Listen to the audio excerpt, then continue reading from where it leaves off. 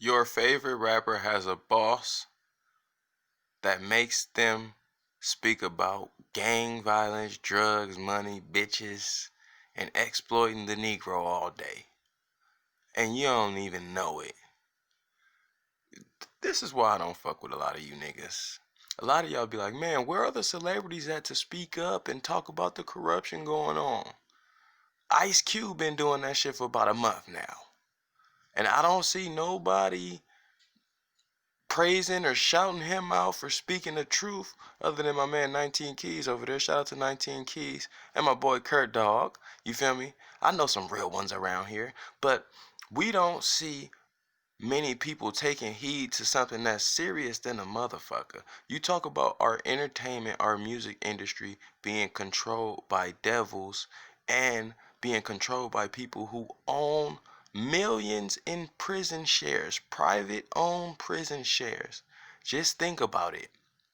The content that their artists have to put out will have to benefit their money on the back end in regards to the prison shares. You have the Corrections Corporation of America, privately owned prisons. And you have Vanguard invested millions in them. You also have Vanguard being the benefactor to many many outlets, many news outlets in order to propagate their message.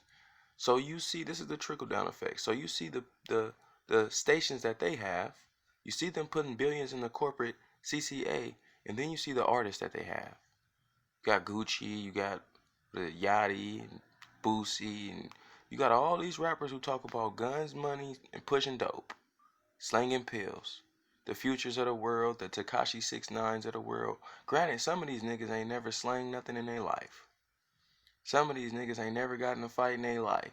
But they got the nerve to tell you to go out there and do it. And they go out there and glorify these things that will have your ass literally in prison.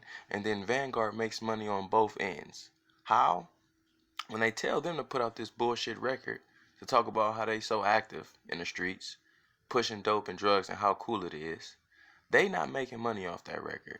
They make bits and pieces off the record, so Vanguard makes a majority of the money from that record. Now, this is where it becomes psychological warfare as well as economic warfare. Psychological, you get them to glorify, is that Kodak? You get them to glorify drugs, money, bitches, hoes, running the streets like a gangster, right? And now, us subconsciously pick up the message as listeners. You may think, oh, I don't listen to what they say. I know what they say is bullshit. But your subconscious is way more powerful than your conscious. Look at your subconscious like a goddamn storage unit. Whether or not you consciously are aware of what you put in that bitch, it gets stored in there and it stays in there and it remains. So you can say, oh, I don't listen to all that bullshit or I'm not influenced by it. But it's a subconscious thing, baby. You consciously will never catch it. Your conscious is too slow to catch up with the subconscious, nigga. So just understand you're being controlled to do actions that may not even be you. Some of you niggas want to be drug dealers in a two-parent household with a middle-class economy. Just because you heard Future say Molly Percocet all fucking day. So y'all have to really be aware. And Ice Cube ain't just calling out the prison, the industry. He's been calling out the elitists, and the elitists are the ones who control this industry. But let's get a little more in depth, just in case y'all think Vanguard is a joke.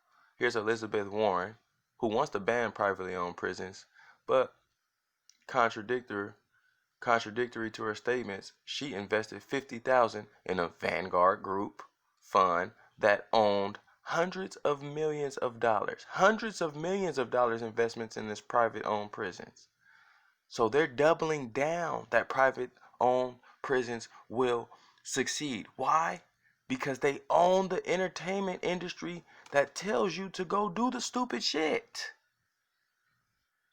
Vanguard is making money on the front and the back end. Now, let's talk Kanye West. Because when Kanye West made New Slaves, he was crazy. When Kanye West made New Slaves, this was when he got deemed crazy. Right? But what did he say? I want to put the picture up here for you. What did he say? Y'all know the DEA teamed up with the CCA. They trying to lock niggas up. They trying to make new slaves. Okay, the DEA, Drug Enforcement Agency, DEA, teamed up with the CCA. So the Drug Enforcement Agency teamed up with the privately owned prisons to lock niggas up. And Vanguard is gonna now tell them to talk about drugs. Y'all niggas gotta be playing with me. Why are y'all still listening to these niggas? If you listen to any mainstream nigga signed to Atlantic, any one of these niggas consistently, you crazy. At the very least, pick out the ones who don't talk about murder, kill, and detriment to the black community. This shit is wild, man. Ice Cube is exposing it right in our face, and we don't even care. We still gonna listen to Gucci Mane. That nigga could be a clone. We still gonna listen to Boosie talk about his kid getting head when he 14 years old by a stripper, and little hood bullshit that we need to shake. That hood mentality, I know it's a real nigga here, real. I get it, but that's the same mentality that's gonna keep us down. We in bad shape if we all got the hood nigga mentality. Do y'all not realize that by now? What does it say? This is the reason why you hearing guns, drug, and criminal behavior on the radio. They want to program us to send blacks to jail. They can make money off you from Walmart and a Young Thug concert. Wake up. So, the proof is in the pudding. I don't know what more y'all want. Y'all see conveniently when New Slaves come out, Kanye West is demonized. Yeezus was not a commercialized album. Why? Because his label wasn't going to back him talking about his own fucking label having investments in privately owned prisons shares. They weren't going to back New Slaves. Listen to Yeezus again, please. Kanye West wasn't that crazy. He was made crazy after he started exposing the real elitists, just like Ice Cube was going to be deemed anti-Semitic after exposing the real elitists. And you guys are going to be sleep again. Stop listening to these niggas, please. Listen to your local favorite homie. Y'all are so stuck, though.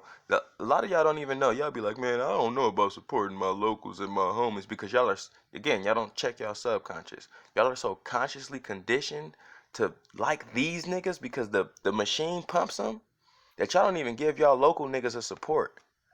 A lot of you niggas is hoes. A lot of you niggas is mainstream hoes. A lot of you niggas is corporate hoes. A lot of you niggas is vanity slaves. A lot of you niggas only appeal to what's hot. And what's hot is Tekashi 6ix9ine talking about murking niggas, and he's a fucking schoolboy. A nice guy when you get to know him. Wouldn't bust a grape in a fruit fight, but he gets on Instagram talking tough. I will put Tekashi head on a spike one-on-one.